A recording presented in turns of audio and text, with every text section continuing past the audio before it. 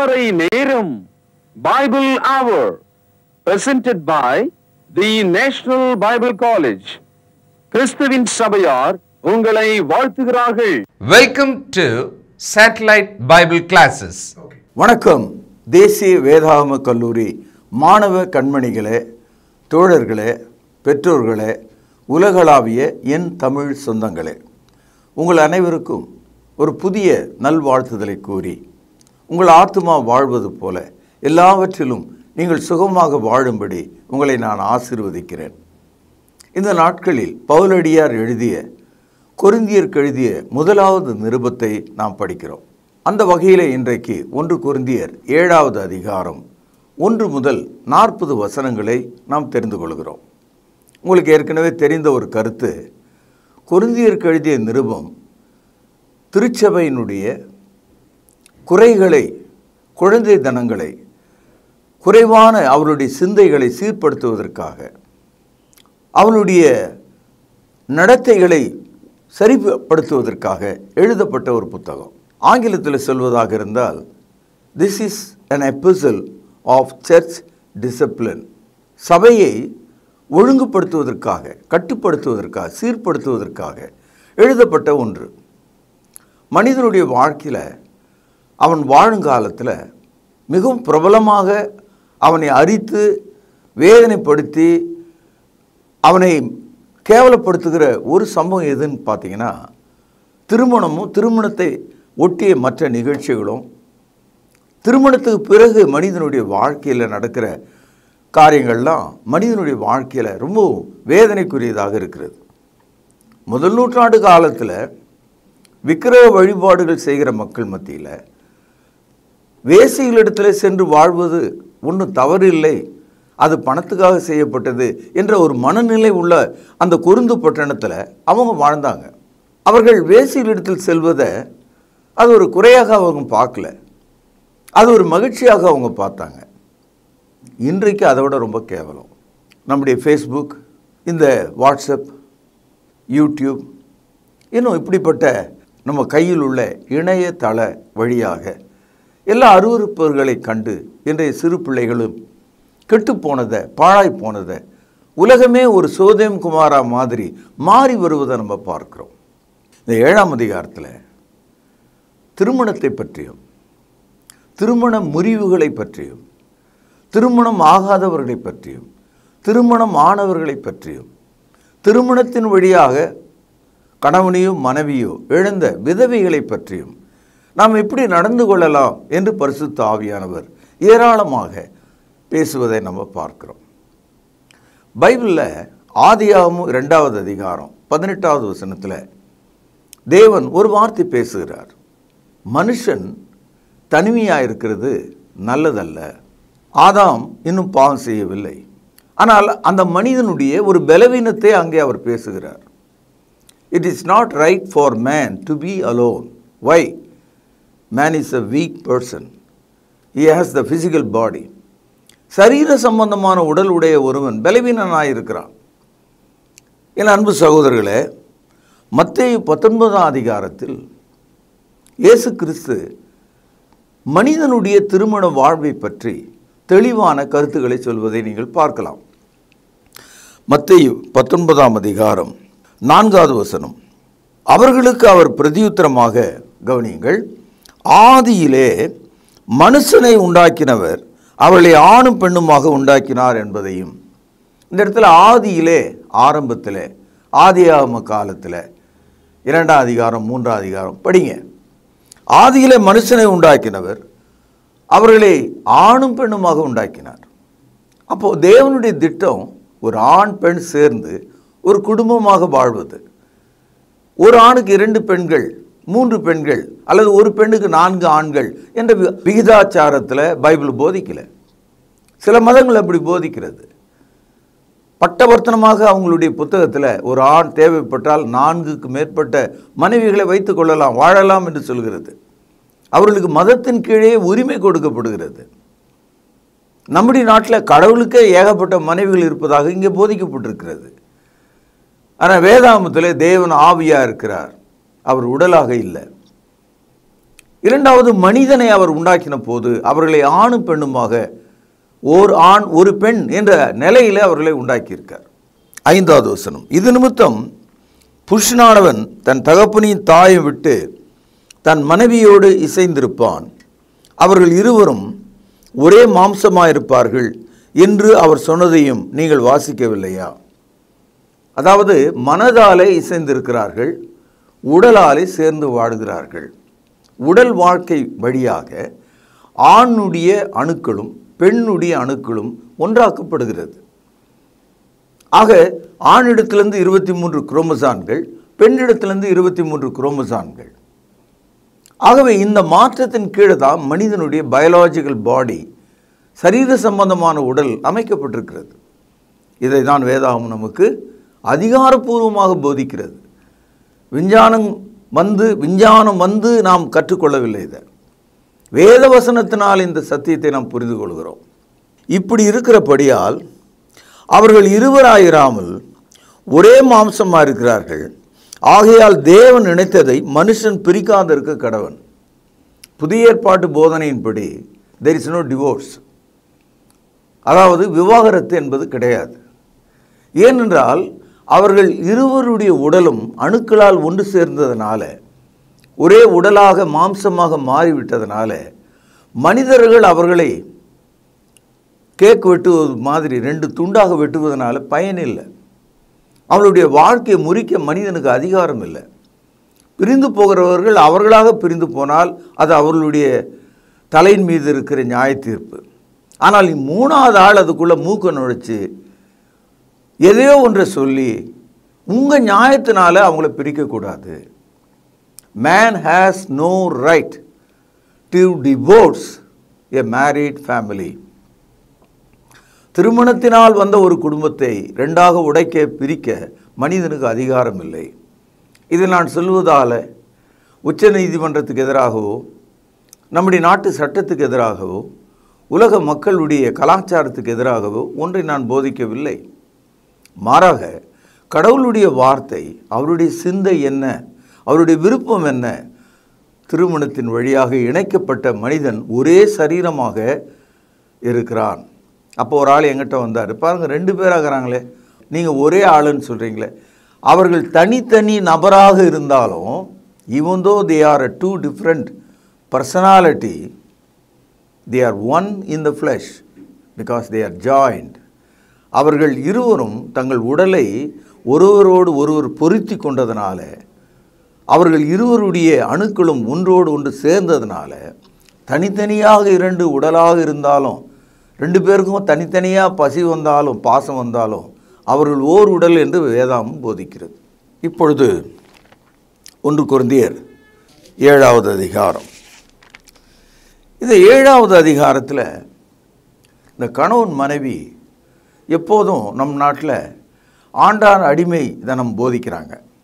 ஆனால் பைபிள் படி பார்த்தீங்கன்னா வசனம் சொல்கிற சில கருத்துகள் இன்றைய ஐடி மக்களுக்கு, அதாவது அதிக படித்த மேதைகளுக்கு, இந்த காலத்தில் நவீன ஆண்களுக்கும் பெண்களுக்கும் ரொம்ப ஷாக்காக இருக்கும். என்ன சொல்கிறாரு, புருஷனுடைய உடல் மனைவிக்கு சொந்தம், மனைவியினுடைய உடல் புருஷனுக்கு சொந்தம். புருஷன் பார்த்து ஒரு கொம்பை எடுத்து பட்டுன்னு அடித்து உட்கார் கீழே அப்படின்னு மனைவி சொல்லக்கூடாது. அப்படி கணவன் சொல்லும்போது என்ன நினச்சிட்டு சொல்கிறான், நான் அதிகாரி, I am the authority, I am the boss, அப்படி இல்லைன்றார். அதே மாதிரி மனைவி தன் புருஷன் தலையின் மேலே கல்லை போடலாமா, எனக்கு அதிகாரம் இருக்கிறது என்று கூடாது. என்ன சொல்கிறார் பாருங்க, 1 கொரிந்தியர் 7ஆம் அதிகாரம் 3வது வசனம். புருஷன் தன் மனைவிக்கு செய்ய வேண்டிய கடமைகளை செய்ய கடவன், அப்படி மனைவியும் தன் புருஷனுக்கு செய்ய வேண்டியவைகளை செய்ய கடவுள். மனைவியானவள் தன் சுய சரீரத்துக்கு, நல்ல கவனிங்க, அதிகாரி அல்ல, புருஷனே அதற்கு அதிகாரி. அப்படியே புருஷனும் தன் சுய சரீரத்துக்கு அதிகாரி அல்ல, மனைவியே அதற்கு அதிகாரி. இதை நீங்கள் படிச்சிங்கன்னா உங்கள் முகத்தை எங்கே வச்சுக்குவீங்க? தலையணை எடுத்து முகத்தை மூடிக்க முடியுமா? அப்பா அம்மா பின்னால் போய் ஒளிந்து கொள்ள முடியுமா? சமுதாயத்தில் இருக்கிற கதைகளை எல்லாம் படித்து வாந்தி எடுக்க முடியுமா? என்ன சொல்றாரு கவனிச்சீங்களா? உங்கள் சரீரத்தின் மேலே ஆணாக இருந்தால் பெண்ணுக்கு அதிகாரம், பெண்ணாக இருந்தால் ஆணுக்கு அதிகாரம். ஏன்னா அவர்கள் இருவரும் கணவன் மனைவியாக இருக்கிறாங்க. இந்த வசனம் ரொம்ப பளிச்சுன்னு தெரியணும் உங்களுக்கு. இது சில பேருக்கு பிடிக்காது. ஏன்னா இந்த உலகத்தில் ஆணாதிக்கம் பெண்ணாதிக்கம் அப்படின்ட்டு ஏகப்பட்ட கருத்துகள் இப்போது வந்துட்டுது. ஒவ்வொரு கவிஞர்களும் புது புது கவிதைகளை எழுதி இதை குறித்து ரொம்ப விவரமாக பேசி பாடி கைத்தட்டல் பெறுவதை பெறுகிறோம். ஆனால் நம்ம பைபிள் படி எடுத்து நம்ம படிக்கும்போது husband is the authority over his wife, wife she is the authority over husband's body. இந்த இலக்கணம் புதிய ஏற்பாட்டு உபதேசமாக இருக்கிறது. இதுக்கு பயந்துக்கிட்டு சில பேர் கல்யாணம் வேணாம் அப்படின்னு சொல்கிறாங்க. இந்த கல்யாணம் வேணான்னு சொல்கிறவங்களும் கல்யாணம் ஆகாதவங்களும் எந்த கதியில் இருக்காங்க? அவங்க மனதால் கெட்டு போனவர்களாக. இந்த ஊறுகாய் இருக்கிறத அதை காப்பாற்றுறது அதில் இருக்கிற உப்பு. நீங்கள் எவ்வளோ தான் உப்பு போட்டு ஊறுகாயை வச்சுருந்தாலும் அது ஒரு குறிப்பிட்ட காலம் வரும்போது முற்றிலும் கெட்டு போயிடும். அதனால் உப்பால் காப்பாற்றுவதற்குன்னு கொஞ்ச காலம் உண்டு, அதுக்கு பிறகு அது கெட்டு போயிடும். அது மாதிரி திருமணம் இல்லைன்றதுனால நீங்கள் நல்லவர்களாக, யோகிதியர்களாக, நீதிமான்களாக எப்போதும் இருக்க முடியாது. நீங்கள் மனதாலையும் கெட்டு போயிடுவீங்க, உடலாலையும் கெட்டு போயிடுவீங்க. ரொம்ப நாள் யூஸ் பண்ணுற ஒரு குழாவை பார்த்திங்கன்னா ஒரு குறிப்பிட்ட காலத்தில் லீக் ஆக ஆரம்பிச்சிடும், ஒழுக ஆரம்பிச்சிடும். அதை தடுக்க முடியாது, தேஞ்சு போச்சு. அது மாதிரி நம்முடைய உடல் திருமணம் அல்லாமலேயே திருமணத்துக்குரிய எல்லா விஷயங்களையும் நிறைவேற்ற வேண்டிய ஒரு கட்டாயத்துக்குள்ளே மனுஷன் வந்துடுவான். அதனால் பரிசுத்த ஆவியானவர் உங்கள் மனதில் ஓடுகிற எண்ண ஓட்டத்தை தெளிவாக இங்கே பேசுகிறார். பாருங்கள், 1 கொரிந்தியர் 7வது அதிகாரம் 9வது வசனம்.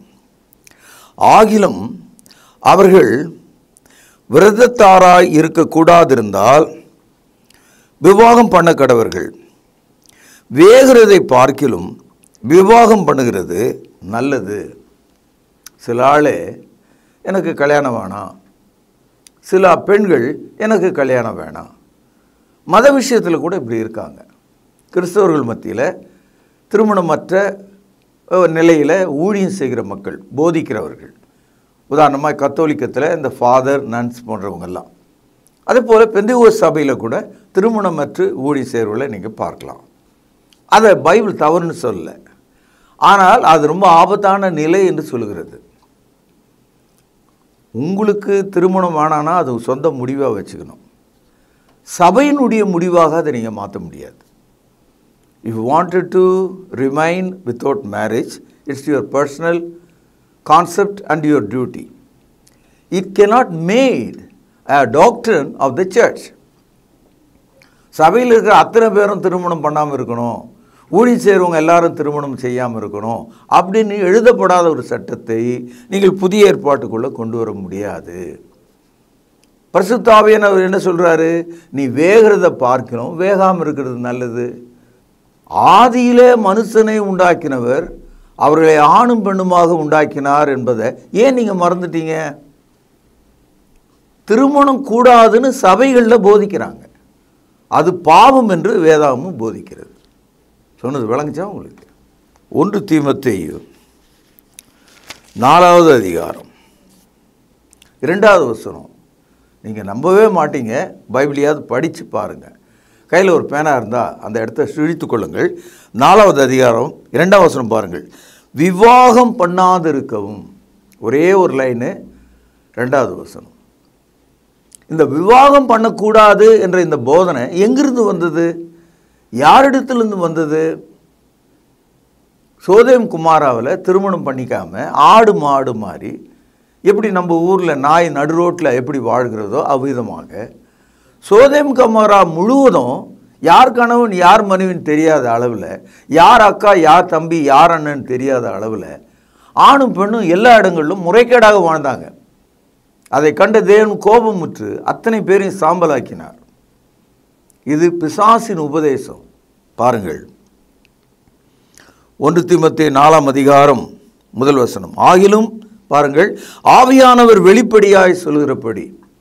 சில விஷயங்களை மறைச்சு பேசுவோம். இங்கே பரிசுத்த ஆவியானவர் வெளிப்படையாக பேசுகிறார், நல்லா பேசுகிறார், நல்லா புரிஞ்சுக்கிற மாதிரி சொல்கிறார். கவனிங்க, பிற்காலங்களிலே மனசாட்சியில் சூடுண்ட பொய்யருடைய மாயத்தினாலே, இந்த மாயம் பண்ணுற ஆள் அப்படியே பம்முவான். நம்ம ஆளுங்கள்லாம் பார்க்குறோம், சாமியாருங்கெல்லாம் பார்க்குறோம், எப்படி பம்புறான் பார்த்தீங்களா? உங்களுக்கே தெரியுமே இந்த காலத்தில் இருக்கிற சாமியார்கள்லாம் என்னென்ன பண்ணிகிட்டு இருக்காங்க. ஒரு ஆள் ஒன்றா பேர் சொல்கிறேன், சொன்ன உடனே அப்படியே கமுக்குன்னு நீங்கள் சிரிப்பீங்க. நித்யானந்தா சாமியார் தெரியும்ல? ஊரே உலகமே தெரிஞ்ச ஆள் இல்லையா? நம்ம நாடு அவனை கைது செய்ய ரெட் அலர்ட் நோட்டீஸ் கொடுத்துருக்காங்க. அதனால தான் தைரியமாக பேரை சொன்னேன். ஒரு சமுதாய தேச குற்றவாளியாக அவனை பார்க்குறாங்க. அப்போது கடவுள் பெயரால் நடக்கிறவர்கள் தங்கள் மனசாட்சியில் பொய்யை உடையவர்களாக இருந்து சிலர் வஞ்சிக்கிற ஆவிகளுக்கும் பிசாசுகளின் உபதேசங்களுக்கு செவி கொடுத்து விசுவாசத்தை விட்டு விலகி போவார்கள். இந்த இடத்துல விசுவாசம் என்பது போதனைகள், சத்தியத்தை விட்டு விலகி போவாங்க. புதிய ஏற்பாடு நமக்கு சொல்கிற சில கருத்துகள் நமக்கு ரொம்ப ஆச்சரியமாக இருக்கும். உலக புகழ்பெற்ற கத்தோலிக்க சபை உலகத்தில் நம்பர் 1 அவங்க தான். போப் முதற்கொண்டு அங்குள்ள போதகர்கள், சேவை செய்கிற அன்பு தாயார்களாகிய அந்த நன்ஸ் எல்லாம் பார்த்திங்கன்னா எனக்கு அவங்கள ரொம்ப பிடிக்கும். அவங்கள எல்லாரையும் நான் நல்லவர்களாக தான் பார்க்குறேன். யாரோ ஒருத்தர் தவறு செய்வாங்க, அது வேறு விஷயம்.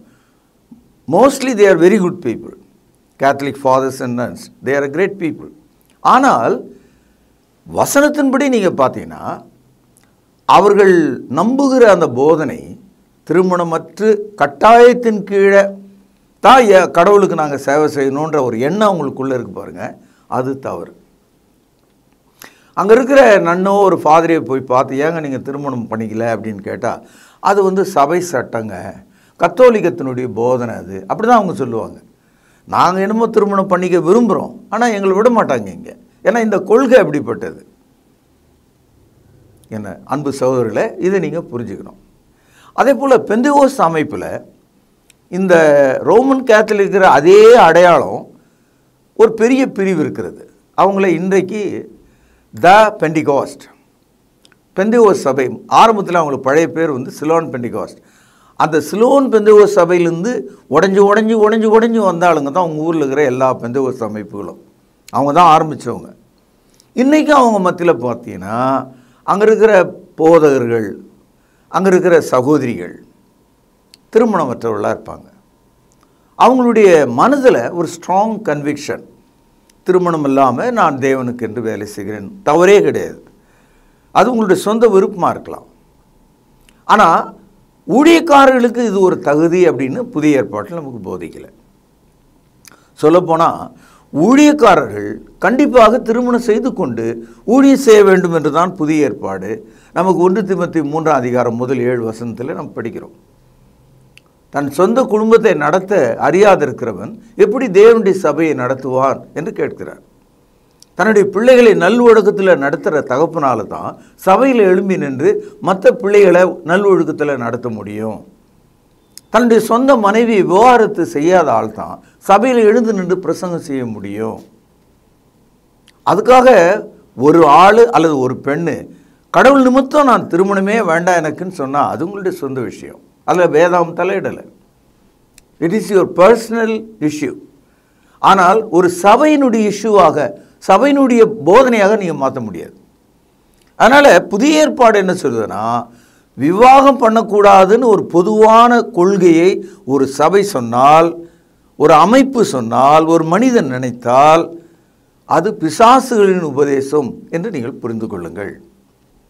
புதிய ஏற்பாட்டுப்படி எந்த ஒரு சூழலிலும் விவாகரத்து கிடையாது. அப்போ எப்படி தான் அவங்களுடைய வாழ்க்கை? அவங்க கர்த்தரிடத்தில் தான் முறையிடணும். தேவைப்பட்டால் கணவன் மனைவி கொஞ்ச காலம் அவங்க கோபம் நீங்கிற வரைக்கும் பிரிந்திருக்கலாம். ஆனால் விவாகரத்து செய்து கொள்ள முடியாது. இப்போ கொஞ்சம் கோபத்தில் இருக்கிறவங்க 2 வாரத்தில் 2 மாதத்தில் கோபம் ஆறி ஒன்றா சேர்ந்துக்கலாம். அப்படி தான் இருக்குது. You can leave separately for a season, then you have to unite. ஆகவே என் அன்பு சகோதரர்களே, இதை நீங்கள் நன்றாக புரிந்து கொள்ள வேண்டும். இப்போ சொல்கிற இந்த கருத்துக்களை கொஞ்சம் ஆழமாக நீங்கள் பார்த்துக்கணும். விவாகரத்து என்ற வார்த்தைக்கு தான் டிவோர்ஸ், அது புதிய ஏற்பாட்டில் இல்லை. இப்போ இந்த விவாகரத்து செய்கிறவங்க என்ன செய்கிறாங்கன்றதை நம்ம அப்படியே கவனித்தோம்னா, விவாகரத்து பண்ணவங்க பிரிஞ்சு போய் அவங்க 2 பேரும் வெவ்வேறு இடத்துல திருமணம் பண்ணிக்கிறாங்க. ஆண் ஒரு பெண்ணை தேடுறான், பெண் ஒரு ஆணை தேடுறான். இப்போ விவாகரத்து நடந்தவங்க 2 திருமண வாழ்க்கையில் சேர்ந்து வாழ்ந்துட்டுருக்காங்க. இதை பைபிள் எப்படி பார்க்கிறது? பைபிள் இவர்களை விபச்சாரிகள் என்று பார்க்கிறது. இதை தான் ஆங்கிலத்தில் செகண்ட் மேரேஜ். இந்த செகண்ட் மேரேஜ்ன்ற அந்த கான்செப்ட் எப்போ வருதுன்னா, விவாகரத்தாகி வெளியே போய் வெவ்வேறு கல்யாணம் பண்ணிக்கிறது. புதிய ஏற்பாட்டில் விவாகரத்துக்கு பிறகு 2வது திருமணம் செய்து கொள்வது விபச்சாரத்துக்குரியது என்று போட்டிருக்கிறது. ஆங்கிலத்தில் இன்னொரு வார்த்தை இருக்குது, ரீமேரேஜ். இது செகண்ட் மேரேஜ் கிடையாது, இது ரீமேரேஜ். ரீமேரேஜ்னா என்ன அர்த்தம்னா, கணவன் மனைவியாக சேர்ந்து வாழறாங்க. ஏதோ ஒரு சூழலில் கணவர் விபத்திலேயோ நோயிலேயோ இறந்துடுறார். அப்போ அந்த இளம் விதவை அல்லது அந்த மனிதன் வேகிறதை பார்க்கலும் வேகாதிருக்கும்படி அவனுடைய உடல் இன்பத்தையும் உடல் வாழ்வையும் பிறருக்கு கொடுக்கும்படி மறுபடியும் ஒரு திருமணம் செய்து கொள்ளலாம். ரீமேரேஜ் வேற, செகண்ட் மேரேஜ் வேற. செகண்ட் மேரேஜ்னா விவாகரத்தாகி 2 பேரும் உயிரோடு இருப்பாங்க, வெவ்வேறு கல்யாணம் பண்ணிக்குவாங்க, அது செகண்ட் மேரேஜ். ரீமேரேஜ்னா திருமணத்தில் ஒரு ஆள் செத்துட்டு இருப்பான், அவங்களுக்கு இன்னொரு திருமணம் செய்யலான்னா செய்யலாம். புதிய ஏற்பாடு அதற்கு அனுமதியை கொடுக்கிறது. புரிஞ்சுதா உங்களுக்கு? அதாவது ரீமேரேஜ்னா என்ன, செகண்ட் மேரேஜ்னா என்ன? Second marriage is not available in the new testament. Of course you can have remarriage. ஆனால் ரீமேரேஜ் ஆகணும்னா திருமணத்தின் வழியாக ஒரு பார்ட்னர் இறந்துருக்கணும், இயற்கையாக இறந்துருக்கணும். அப்படிப்பட்டவர்கள் இன்னொரு திருமணம் செய்து கொள்ளலாம். அவங்கள தான் நம்ம விதவைகள் என்று நாம் அழைக்கிறோம். 1 தீமோத்தேயு 5வது அதிகாரம் 14வது வசனம். ஆகையால் கவனிங்கள், இளவயதுள்ள விதவைகள் பார்த்தீங்களா, விவாகம் பண்ணவும் பிள்ளைகளை பெறவும் வீட்டை நடத்தவும் விரோதியானவன் நிந்திக்கிறதுக்கு இடமுண்டாக்காமல் இருக்கவும் வேண்டும் என்று இருக்கிறேன். இப்போது கணவர் இறந்துட்டார் அல்லது மனைவி இறந்துட்டாங்க, தனியாக இருக்கிற ஆளை விரோதி எப்போவுமே பார்த்துக்கிட்டே இருப்பான், ஏதாவது அவன் மேலே ஒரு கதையை கட்டி விட்டுருவான். இதுக்கு வாய்ப்பை கொடுக்கக்கூடாது. அதனால் என்ன சொல்கிறாரு, இளம் மக்கள் ஏதோ சூழலில் கணவன் இறந்தோ மனைவி இறந்துட்டா நீங்கள் மறுபடியும் ஒரு திருமணம் செய்து பிள்ளைகளை பெற்று குடும்பம் நடத்துறதுனால பிசாசுக்கு உங்களுக்கு இடம் இல்லாமல் போயிடும், விரோதி உங்கள் மேலே குறை சொல்லாமல் போயிடுவான். சகோதரர்களே, 3 விஷயங்களை இன்றைக்கு நம்ம கவனித்தோம். புதிய ஏற்பாட்டுப்படி தேவனால் இணைக்கப்பட்டவர்களை மனிதன் பிரிக்கக்கூடாது. There is no divorce according to the New Testament. Number 1. Number 2, there is no second marriage. கணவன் மனைவி உயிரோடு இருக்கும்போது விவாகரத்து பெற்று வெளியே போய் இவன் ஒரு கல்யாணம் அவன் ஒரு கல்யாணம் பண்ணுறது விபச்சாரம் என்று புதிய ஏற்பாடு போதிக்கிறது. There is no second marriage. 3வது, இயற்கையாக கணவன் இறந்துட்டார் அல்லது மனைவி இறந்துட்டார், வாலிபர்களாக இருக்கிறீங்க, நீங்கள் கெட்டுப்போகாதபடிக்கு விரோதி உங்களை குற்றம் சாட்டாதபடிக்கு ரீமேரேஜ், நீங்கள் மறுமணம் செய்து கொள்ளலாம். ஆக மறுமணம் வாய்ப்பு, 2ஆம் திருமணம் தவிர்ப்பு, விவாகரத்து கூடாது. இதையெல்லாம் கேட்கும்போது 2 காதலையும் பலார் பலார்னு அரைஞ்ச மாதிரி இருக்கும். நமக்கு நம்ம நெஞ்சு மேலே யாரோ ஒருத்தன் ஒரு 5 கிலோ இரும்பு தூக்கி போட்ட மாதிரி இருக்கும் நம்ம மனசில். ஏன்னா நம்ம சமுதாயம் அந்த அளவுக்கு கெட்டு கிடக்கு. நம்ம வீட்டில் அக்கா தங்கச்சி அண்ணன் தம்பிங்க நம்ம அப்பா அம்மா எப்படிப்பட்ட ஒரு நிலையில் வாழறாங்கன்றதெல்லாம் நம்ம பார்க்கும்போது, ஐயோ எங்களுக்கு இந்த பைபிள் வசனம் அந்த காலத்தில் தெரிஞ்சிருந்தா நாங்கள் இப்படி ஆயிருக்க மாட்டோமே, இவ்வளோ கேவலத்தை சுமந்து கொண்டு இருக்க மாட்டோமே. இன்றைக்கு நீதிமன்றங்களில் விவாகரத்து வழக்குகள், இந்த டிவோர்ஸ் கேசஸ் நீங்கள் பார்த்தீங்கன்னா 10ல் 8 கேஸு மகா மோசமான ஒரு காரணம். அந்த காரணத்துக்கு எந்த ஒரு மீனிங்கும் இருக்காது. அதுக்கு அடிப்படை காரணம் என்னன்னா, ரகசியமாக காதல் கொண்ட அந்த ஆண் இந்த பொண்ணை உதைச்சி தள்ளிட்டு வேற இடத்துக்கு போக விரும்புகிறான். வேறு ஒருவனிடத்துல காமம் கொண்டிருக்கிற ஒரு பெண் இந்த மனிதனை தள்ளிட்டு இன்னொரு மனிதனோட வாட விரும்புகிறான். அதனால தான் உங்களுடைய செல்போன் இரவெல்லாம் உரையாடலாக மாறுகிறது. இப்படிப்பட்டவர்களுக்கு நரகாக்கினை உண்டு சகோதரர்களே. அதனால் there is no second marriage, there is no divorce. தேவனால் இணைக்கப்பட்டவர்கள் அவர்கள் வாழ்நாள் முழுவதும் ஒருமித்து வாழ வேண்டும். A husband and wife are eternal travelers to heaven. பரலோகத்திற்கு பயணமாகிற ஒரு பயணிகளாக கணவனும் மனைவியும் இருக்கிறார்கள். எப்போதும் வேத வசனம் நீதிமான்களை குறித்து பேசும்போது அவர்கள் ஆணும் பெண்ணுமாக குடும்பமாகவே பேசப்பட்டிருக்கிறது. All the righteous people portrayed in the Bible, they are all always a family people. உதாரணத்துக்கு எடுத்துக்கொள்ளுங்களேன், நோவாவும் அவன் குடும்பமும், ஆபிரகாமும் அவனுடைய குடும்பமும் குடும்பமாகவே பேசப்படுகிறது. அப்போஸ்தலர் நடபடிகள் 16ஆம் அதிகாரத்தில் நாம் படிக்கிறோம். ரட்சிக்கப்பட நான் என்ன செய்ய வேண்டும் என்று அந்த பிலிப்பை சிறைச்சாலைக்காரன் கேட்டபோது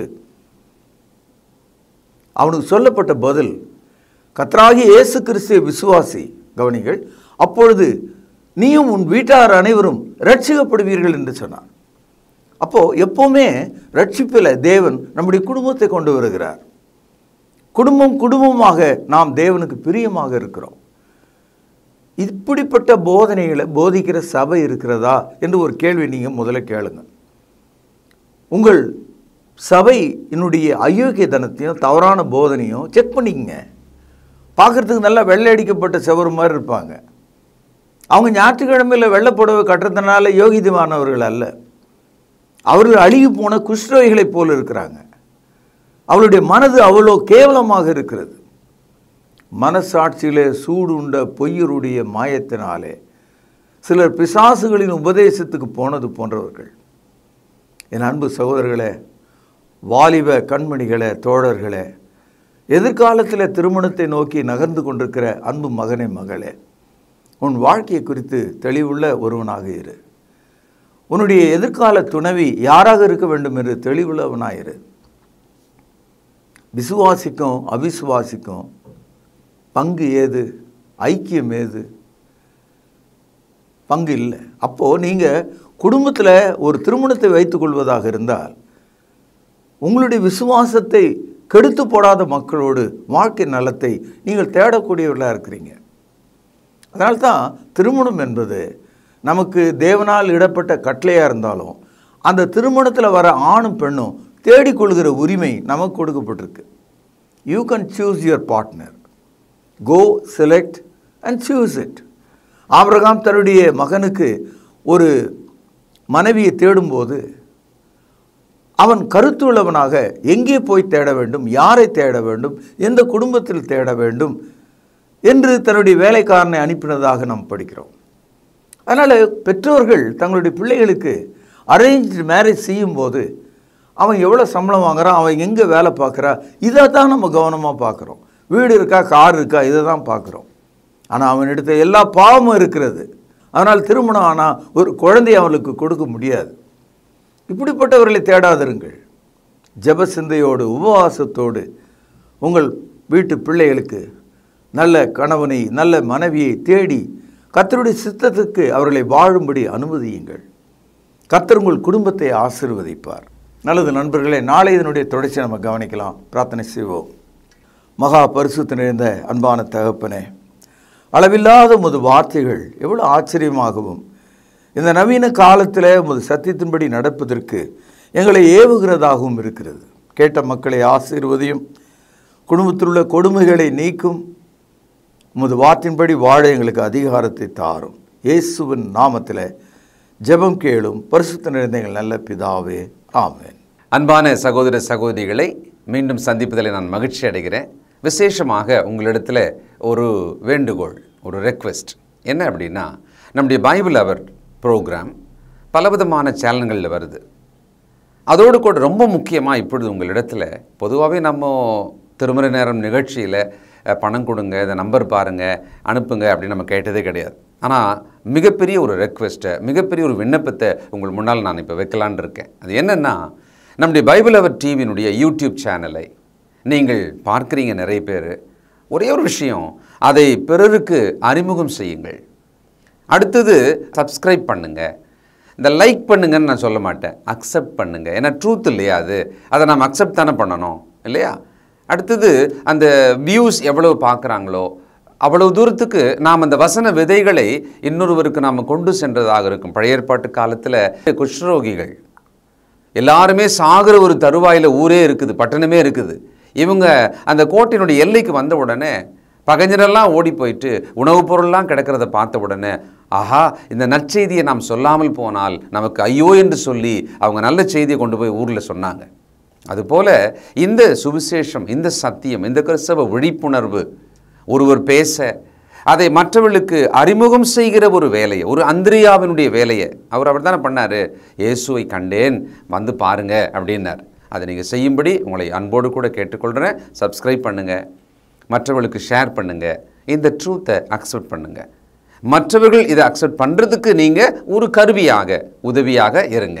நிச்சயம் இது நிமித்தமாக இந்த சுவிசேஷ ஊழியத்தினுடைய பலனில் உங்களுக்கு பங்குண்டு இல்லையா? God bless you. தேவன் உங்களை ஆசீர்வதிப்பாராக. நன்றி. தொடர்பு கொள்ள வேண்டிய முகவரி: திருமறை நேரம், 58 சர்ச் தெரு, குமரன் நகர், சென்னை 6082. செல்போன் 9385500882. கர்த்தாவே, தேவர்களில் உமக்குப்பானவர் யார்? வானத்திலும் பூமியிலும் உமக்குப்பானவர் யார்?